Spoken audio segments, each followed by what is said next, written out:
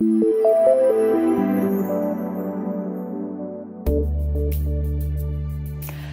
you're watching Addleshaw Goddard's Employment Channel on the 8th of September 2011. In today's programme, we look at a recent case raising the question of whether an individual's caste is covered by UK discrimination law. We also look at an Employment Appeal Tribunal decision, clarifying the law around whether an employee absent without leave can be deemed to have resigned. And finally, an update on the first prosecution under the Bribery Act. Is caste-based discrimination covered by UK equality laws? This was an interesting question for Birmingham Tribunal recently in a case involving an Indian couple who argued that their Asian employer subjected them to discrimination and harassment because of their caste.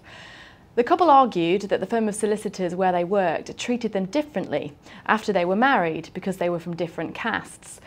Mrs. Bagraj was from a different and higher caste to Mr. Bagraj, which was allegedly deeply frowned upon by their employer. Mrs. Bagraj claimed that she was given more work, less secretarial support and less pay than other solicitors following her marriage.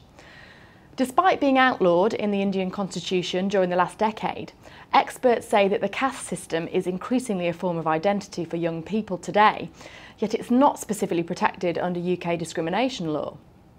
The definition of race only mentions colour, nationality, ethnic and national origin, and this anomaly has been noted, and the Home Secretary Theresa May is in fact considering whether to add specific protection to those discriminated against because of their caste, although this in itself wouldn't be straightforward. Carly Mather comments on this case in more detail. The definition of race under UK discrimination law isn't exhaustive, so there is scope to argue that caste falls within it. And it would seem ridiculous if claimants such as Mr. and Mrs. Bagraj in this case are entitled to protection because of their colour, but not because of their caste. Hopefully the tribunal here will take this opportunity to start to clarify this area of the law, but we'll have to wait and see how the case progresses. Reports suggest at the moment that it may ultimately be decided on the basis of religious discrimination, as Mr. Bagraj is Hindu and Mrs. Bagraj is Sikh. This would be unfortunate as it would sidestep the issue of whether or not caste discrimination falls within the ambit of UK discrimination law, so the debate over caste is likely to continue for some time. Thanks, Carly. We'll keep you posted of any developments on this case. Next, we have an Employment Appeal Tribunal decision clarifying the area of self-dismissal by employees in circumstances where they choose not to respond to an employer's efforts to contact them when they're absent without leave. Here, the EAT decided not to strike out a claim that was arguably brought out of time, as it held that the employee here hadn't resigned or been dismissed despite repeatedly failing to maintain contact with his employer. He'd been absent on sick leave for over a year following an injury at work, but had failed to provide medical certificates for most of this period. His employer wrote to him saying that they assumed he no longer wished to be employed by them. Although this was sent to the address on record, the employee had in fact moved and hadn't notified them of his change of address, so he never received notification that his employer considered his employment to have ended. This decision disapproved previous authorities, which has introduced the concept of self-dismissal by employees, as it concluded that there was no evidence to suggest that the employee had resigned, nor had the employer done enough to terminate the contract of employment, despite believing that the employee's actions, namely his failure to maintain contact for a period of almost a year and notify them of his change of address, amounted to a repudiation of it. So the EAT held that the employment relationship continued and the claims were allowed to proceed to a full hearing. Carly Mather again comments on what this case means for employers.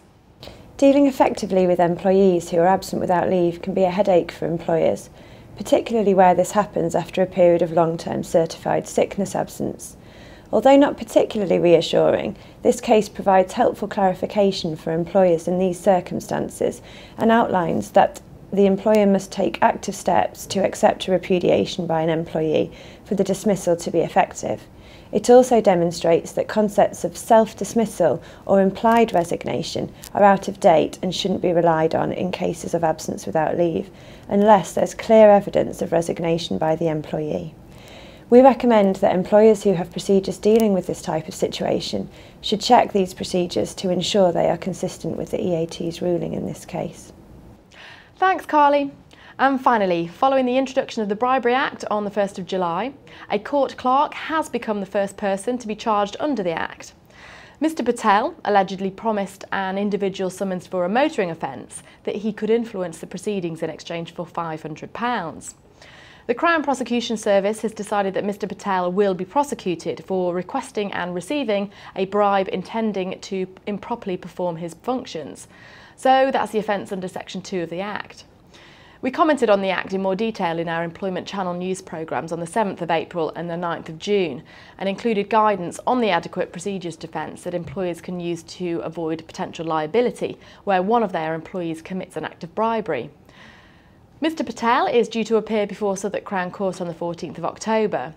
It will be interesting to see what sentence Mr Patel and potentially his employer receives, given that the maximum penalty for an offence of active or passive bribery is 10 years imprisonment and/or an unlimited fine.